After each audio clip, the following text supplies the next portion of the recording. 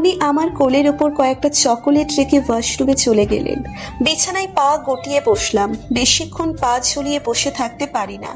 উনি ওয়াশরুম থেকে বের হয়ে রুম থেকে চলে গেলেন। একটু পরেই ফিরে আসলেন এক গাদা খাবার নিয়ে। এত খাবার দেখে চোখ মুখ কুঁচকে গেল। উনি খাবারের প্লেট নিয়ে আমার সামনে বসলেন। আমি ভাবলাম এখনই হয়তো উনি আমার মুখে ঠুসে খাবার ঢোকাতে শুরু করবেন, কিন্তু না, উনি আমাকে অবাক করে দিয়ে নিজেই খাওয়া শুরু করলেন। আমি হতভম্ব হয়ে ওনার দিকে তাকিয়ে আছি। আমি অবাক হয়ে ওনাকে প্রশ্ন করলাম, আপনি এই খাবারগুলো আমার জন্য নিয়ে আসেননি? তোমার জন্য কেন নিয়ে আসবো? তোমার তো খাওয়ার প্রয়োজন নেই, আমি খেলেই তো তোমার পেট ভরে যাবে। ওনার কথা শুনে আমার মুখটা চুপসে গেল। বেশ বুঝতে পারছি উনি আমার কথা আমাকেই ফিরিয়ে দিচ্ছেন। সকালে ওনাকে বলেছিলাম আমরা দুজন তো এক মন এক পেট এক আত্মা টাইপ হাজবেন্ড ওয়াইফ, তাহলে আমার খাবার কি দরকার? আপনি বেশি বেশি করে খেলেই তো আমার পেট ভরে যাবে। এতক্ষণ ক্ষুধা না লাগলেও এখন আমার খেতে ইচ্ছে করছে। উনি আর এক লোকমা মুখে দেওয়ার আগেই আমি টুক করে খেয়ে নিলাম। আমি শুয়ে আছি আর উনি আমার পায়ে তেল মালিশ করে দিচ্ছেন। নিঃসন্দেহে ব্যাপারটা অস্বস্তিকর। উনি আমার থেকে বয়সে বড় হয়ে আমার পায়ে হাত দিচ্ছেন। আমি ওনাকে এই শত বারণ করলেও উনি আমার কথা শুনতে নারাজ। ভালো করে বউয়ের সেবা যত্ন কর। সব সিংহ পুরুষই বিয়ের পর বিড়াল পুরুষ হয়ে যায়। এই দেখ না আমাকে, আমার বউ যদি বলে ওঠো তাহলে আমি উঠি, আমার বউ যদি বলে বসো তাহলে আমি বসি। রুদ্র কিছু বললেন না। উনি বুঝতে পেরেছেন ইলান ভাইয়া এগুলো মজা করে বলেছেন। নিভ্র দৌড়ে এসে আমাকে জড়িয়ে ধরে। রুনা আপুও মুচকি হাসি দিয়ে রুমে ঢোকে। ইলান ভাইয়া রুদ্রের দিকে তাকিয়ে চোখ ছোট ছোট করে বলে, ইদানিং নিব্রর জন্য তোকে আমার ভীষণ সন্দেহ হয়। সত্যি করে বলতো, তুই আমাদের কাছ থেকে লুকিয়ে আরেকটা বিয়ে করিসনি তো? সেই বউয়ের ছেলের সাথে আমার ছেলে অদল বদল করে ফেলিসনি তো? Shut up Ilan. নিব্র ঠিক এইরকম করে। আমি একটু ওর সাথে মজা করলেই বলবে শাট আপ বাবা, একদম তোর কার্বন কপি। এই ছেলে আমার হতেই পারে না। আমার ছেলে এত গম্ভীর কি করে হতে পারে? আমি নিভ্রের দিকে তাকিয়ে বললাম, তা নিভ্র সাহেব কেমন আছে? I am fine. বেবিটা কেমন আছেন? বাবা, আমার আগে বেবির খোঁজ নেওয়া হচ্ছে? আম্মু বলেছে বেবি ভালো থাকলে তুমি ভালো থাকবে। গেম খেলবে? না, কেন? আমার এসব ভালো লাগে না। তোমার ভালো লাগে না কেন? সব বাচ্চাদেরই তো গেম ভালো লাগে। সব বাচ্চাদের গেম ভালো লাগে, কিন্তু আমি তো বাচ্চা না। মাঝখান থেকে ইলান ভাইয়া ফোন কেটে বলে, তুই বাচ্চা হবি কেন? তুই তো রুদ্রের কার্বন কপি। আমারই ফাটা কপাল। আমার ছেলে আমার থেকে এক কাঠে উপর দিয়ে যায়। ইলান ভাইয়ার কথা শুনে নিভ্র বিরক্তিতে নাক মুখ কুঁচকে বলে, শাট আপ বাবা। 2 মাসের সময় যখন চেক আপ করিয়েছিলাম তখন ডক্টর বলেছিলেন আমার প্রেগনেন্সির বেশ কিছু কমপ্লিকেশন আছে। আজকে রুদ্র আবার চেক আপ করাতে নিয়ে গিয়েছিলেন। ডক্টর বলেছে এখন আর কোনো প্রবলেম নেই। আমার প্রেগনেন্সিও আর 4-5টা প্রেগনেন্সির মতোই। আমাকে নিয়ে রুদ্রের টেনশন বিন্দু পরিমাণও কমলো না। ওনার এক কথা, ডেলিভারির পর যে পর্যন্ত উনি আমাকে আর আমার বেবিকে সুস্থ না দেখবেন সেই পর্যন্ত ওনার টেনশন কমবে না। রুদ্র একটা শান্ত নির্মল পরিবেশে এসে গাড়িটা দাঁড় করান। আমি ফট করে ওনার কোলে উঠে বসলাম। রুদ্র আমার দিকে তাকিয়ে ভ্রু নাচিয়ে জিজ্ঞেস করলেন কি। আমি ওনার গালে টাইট একটা কিস করলাম। উনি মুচকি হেসে আমার ঠোঁটে ওনার ঠোঁট ছুঁয়ে দিলেন। আমি চোখ বড় বড় করে ওনার দিকে তাকালাম। উনি আলতো হেসে বললেন, রিটার্ন গিফট। হঠাৎই আমার চোখ গেল রাস্তার ওই পাশে। রাস্তার ওই পাশে দাঁড়িয়ে থাকা মানুষটাকে দেখে আমি ভীষণ অবাক হলাম। আমি ইশারায় রুদ্রকে দেখালাম। উনিও আমার মতো ভীষণ অবাক হয়েছেন। দুজনের মনে একটাই প্রশ্ন, এটা কি করে সম্ভব? নিস্তব্ধ পরিবেশ, কারো মুখে কোনো কথা নেই। সবাই মাথা নিচু করে দাঁড়িয়ে আছে। ভাইয়া অভিমানে মুখ ঘুরিয়ে নিয়েছে। আমরা সবাই এখন 6 তলার একটা বিল্ডিং এর 5 তলায় দাঁড়িয়ে আছি। তখন আমরা রাস্তার পাশে ভাইয়াকে দেখতে পেয়েছিলাম। ভাইয়াকে বাংলাদেশ দেখে আমি আর রুদ্র দুজনেই ভীষণ অবাক হয়েছিলাম। গত 2 মাস যাবৎ ভাইয়ার সাথে আমাদের কোনো যোগাযোগ ছিল না, কিন্তু ভাইয়াকে যে বাংলাদেশে দেখবো সেটা কল্পনাও করতে পারিনি। রুদ্র ভাইয়াকে ডাক দেওয়ার আগেই ভাইয়া একটা গাড়িতে উঠে পড়ে। আমরাও ভাইয়ার গাড়ির ফলো করতে শুরু করি। বাসায় ফোন করে ভাইয়ার কথা জানিয়ে দিই। আম্মু এই 2 মাস ভাইয়ার টেনশনে প্রায় অসুস্থই হয়ে পড়েছিল। ভাইয়ার গাড়িটা দাঁড়ায় 6 তলা বিল্ডিং এর সামনে। বাসার সবাই আসলে আমার একসাথে গিয়ে ভাইয়ার ফ্ল্যাটে হামলা করি। আমি ভাইয়ার হাত ধরে টেনে পড়লাম, ভাইয়া একদম আমাকে ভাইয়া বলবি না, আমি কারো ভাইয়া না। তুমি এমন করছো কেন? তাহলে আমার কেমন করা উচিত? তোর সাথে এত কিছু ঘটে গেল, সেটা জানার অধিকার কি আমার ছিল না? তুই আর রুদ্রম অ্যাক্সিডেন্ট করেছিস, সেটা জানার অধিকার কি আমার ছিল না? তোর মিসক্র্যাচ হলো, তুই ডিপ্রেস হয়ে বারবার সুইসাইডের চেষ্টা করলি, সেগুলো জানার অধিকার কি আমার ছিল না?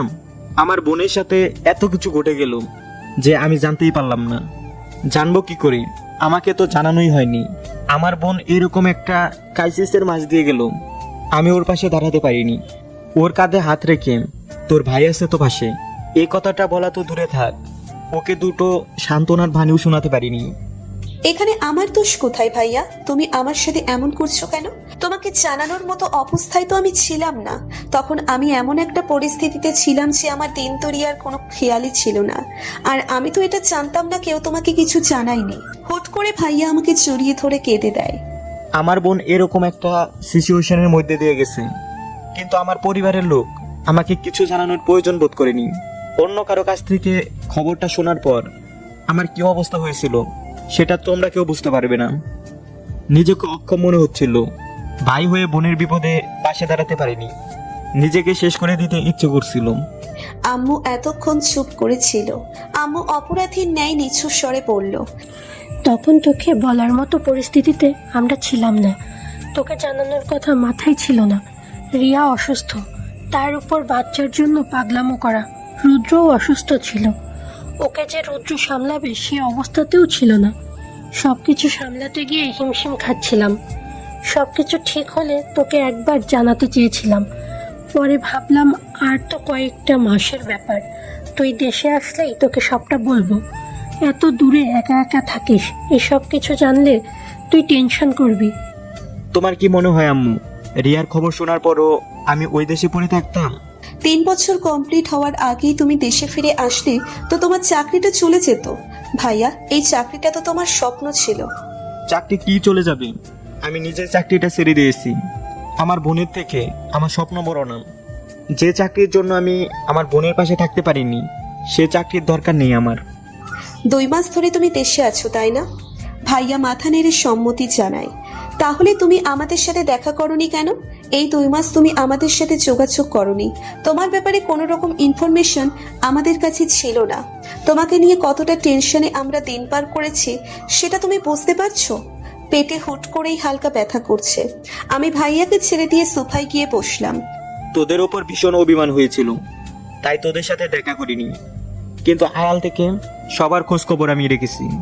পেট ব্যথা ক্রমশ বেড়েই চলেছে। আমি ঠোঁট দিয়ে ঠোঁট চেপে ধরে বসে আছি।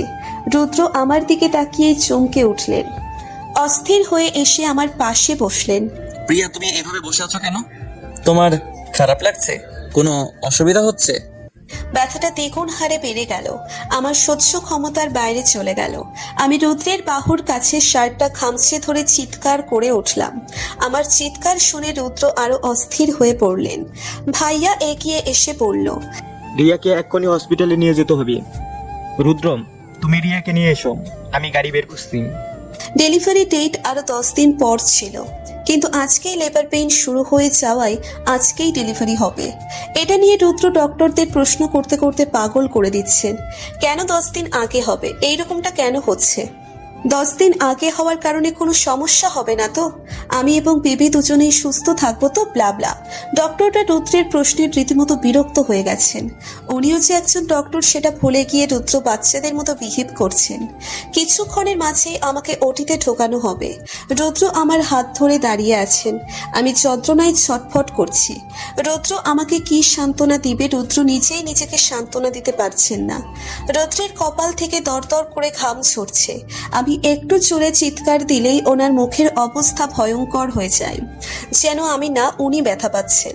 রুদ্র পড়ে যেতে নিলেই ভাইয়া এসে ধরে ফেলে। আমাকে ওটিতে নিয়ে যাওয়া হচ্ছে আর রুদ্রকে একটা ডক্টর দেখছেন। বেশি টেনশন করার ফলে আপনার প্রেশার হাই হয়ে গেছে। স্যার, ম্যাম একদম ঠিক আছেন।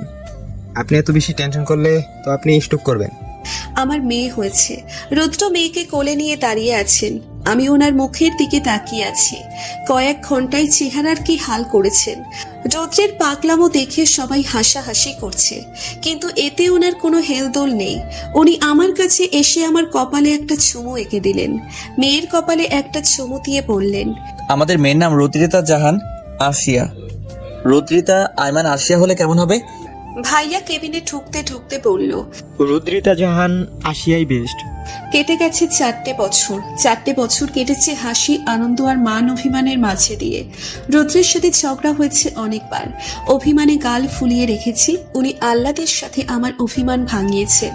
রুমে ঢুকতেই একটা মনোমুগ্ধকর দৃশ্য নজরে এলো। আরশিয়া রুদ্রকে চেঞ্জ করতে সাহায্য করছে। নিজের ছোট ছোট হাত দ্বারা যতটুকু পারছে ততটুকু করছে। রুদ্রের হাত থেকে ঘুড়ি খুলে দিচ্ছে। আমি দরজার সাথে হেলান দিয়ে দাঁড়িয়ে এই দৃশ্যটা উপভোগ করছি। আরশিয়ার বয়স এখন 4 বছর। আরশিয়া একদম রুদ্রের মতো হয়েছে।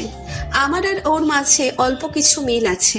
আমার ঠোঁটের নিচে তিল আছে, ওর ঠোঁটের নিচেও তিল আছে। ওর চোখ দুটোও আমার চোখের মতোই। রুদ্রিতা, নিভ্রের ডাক শুনে আরশিয়া দরজার দিকে তাকায়। সবাই আরশিয়া ডাকলেও নিভ্র রুদ্রিতা ডাকে। নিভ্রের বয়স 8। নিভ্রকে দেখে আরশিয়া ছুটে আসে। এভাবে ছুটে আসে পড়ে যেতে নিলেই নিভ্র এসে ধরে ফেলে। আরশিয়া শুধু বাপের চেহারা আর সাদা চামড়াটাই পেয়েছে, আর সবকিছুই আমার মতো ছটফটে আর চঞ্চল, কিন্তু প্রচন্ড জেদি। নিভ্র আরশিয়াকে ধমক দিয়ে বলে ওঠে, দেখে চলতে পারিস না? আমি না ধরলে তো এখনই পড়ে যেতি। নিভ্র আরশিয়াকে বকতে বকতে রুম থেকে নিয়ে চলে যায়। রুদ্র আমাকে এসে পেছন থেকে ছড়িয়ে ধরে। আমাকে ছড়িয়ে ধরে ব্যালকনিতে নিয়ে আসে। আজকে আকাশে থালার মতো চাঁদ উঠেছে। উনি আকাশের দিকে ইশারা করে বললেন, চাঁদের পরিপূর্ণ রূপ হওয়ার সময়কে কি বলে জানো? না। পূর্ণিমা তিথি। আমার জীবনেও তোমার আগমনটা পূর্ণিমা তিথির মতো। তুমি আমার জীবনে এসে আমার জীবনটা পরিপূর্ণ করে দিয়েছো। তোমার হাতে হাত রেখে 1000টা পূর্ণিমা তিথি পার করতে চাই। থাকবে তো আমার পাশে? 1000টা পূর্ণিমা তিথি পার করতে পারবো কিনা জানি না, কিন্তু জীবনের শেষ পূর্ণিমা তিথি পর্যন্ত আপনার পাশে থাকবো। আরে কই যান আপনারা? একটা লাইক দিয়ে যান। এত কিপটামি করেন কেন? একটা লাইকই তো দিবেন। প্লিজ প্লিজ প্লিজ একটা লাইক দিয়ে যান।